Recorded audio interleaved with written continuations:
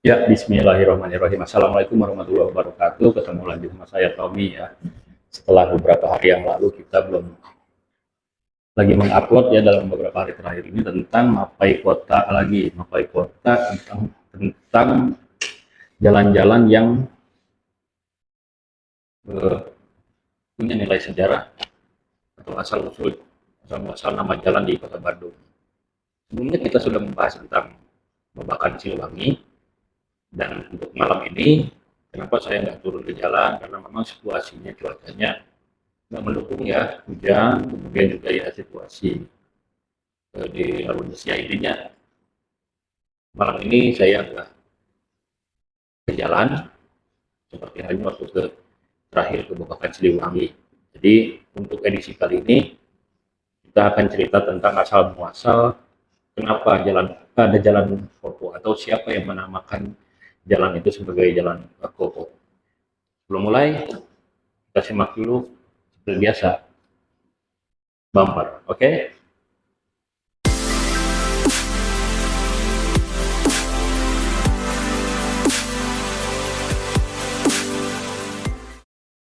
Ya, balik lagi. Mapai Kota Malam.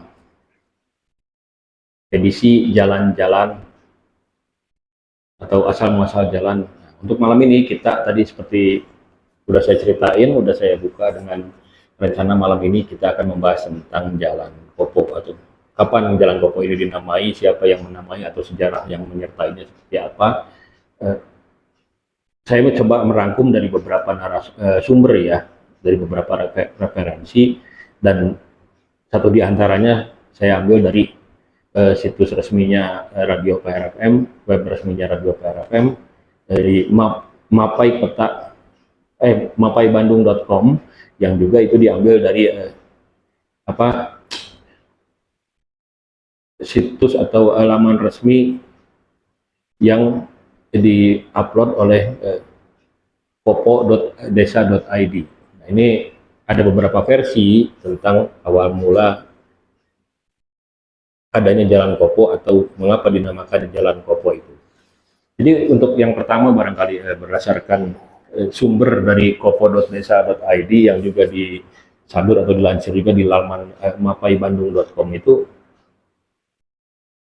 nama Kopo itu bermula dari tahun 1923 ya, di mana saat itu desa Kopo dipimpin oleh seorang kepala desa bernama Eyang Jawi atau yang lebih juga dikenal sebagai Eyang Kuwu. Nah, Eyang Jawi atau Eyang Kuwu ini juga bukan sekedar kepala desa, tapi dia juga adalah seorang jawara ya atau pendekar istilahnya zaman dulu yang memang kebetulan juga menjadi kepala desa.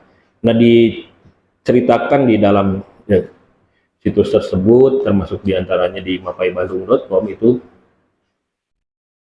Eyang Jawi ini atau Eyang Kuwu ini membuat atau pertama kali membuat Jalan Kopo itu dimulai dari batas blok tempe yang sekarang ada di kawasan Panjunan ya, sampai ke Kampung Pangauban di Katapang Soreang. Jadi sekian lama bersama masyarakat membuat jalan itu dengan berbagai alasan, akhirnya juga selesai menyambungkan dari batas blok tempe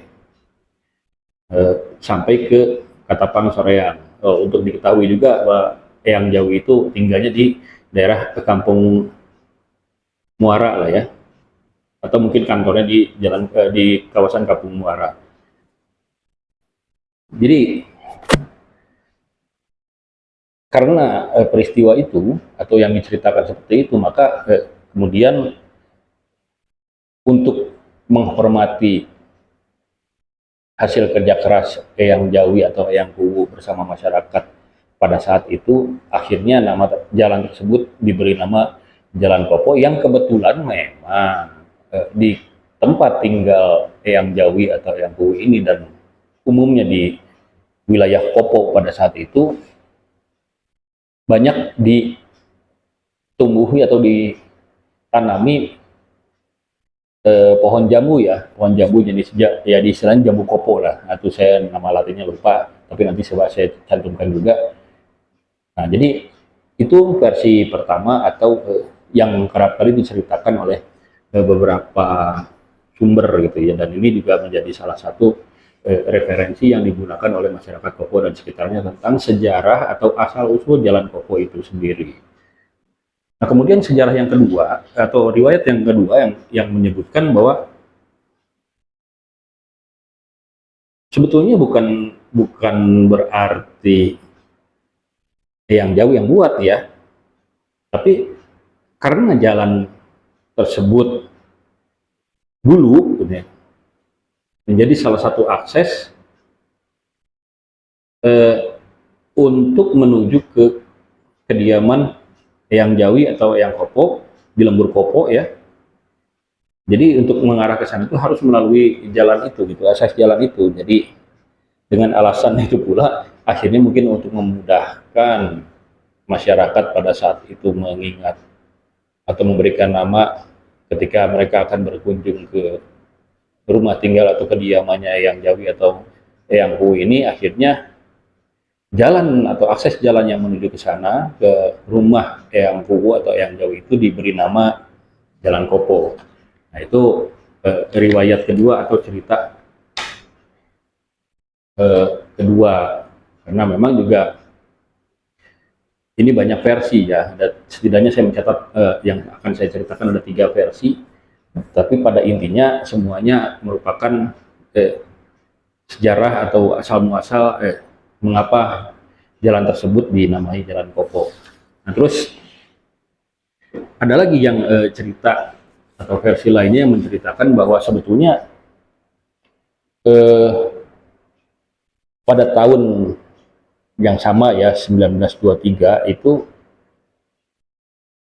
ada 2 desa, yaitu Desa Muara dan Desa Kopo yang disatukan dengan meliputi batas-batas wilayah barat dengan Desa Cibodas, kemudian juga di timurnya dengan Desa Katapang, kemudian untuk selatan Desa Padasuka, dan utaranya berbatasan dengan Jatisari dan Desa Gajah Mekar.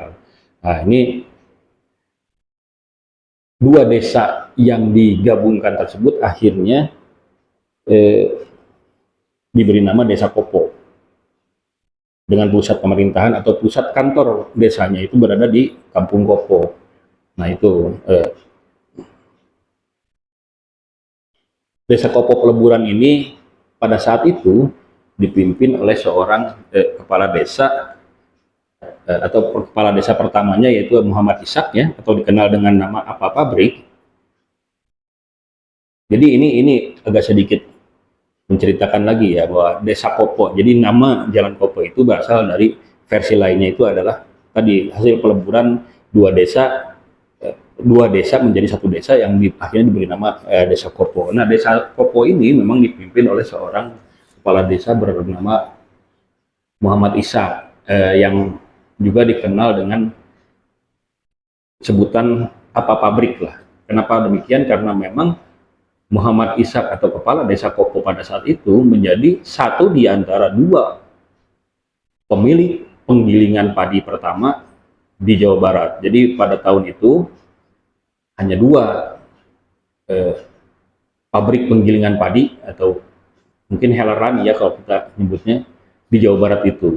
Satu di antaranya adalah milik kepala Desa Kopo Muhammad Ishak atau Apa Pabrik. Nah jadi dengan alasan itu pula akhirnya dari nama desa itu, Desa Kopo, diberi nama jalannya juga Jalan Kopo.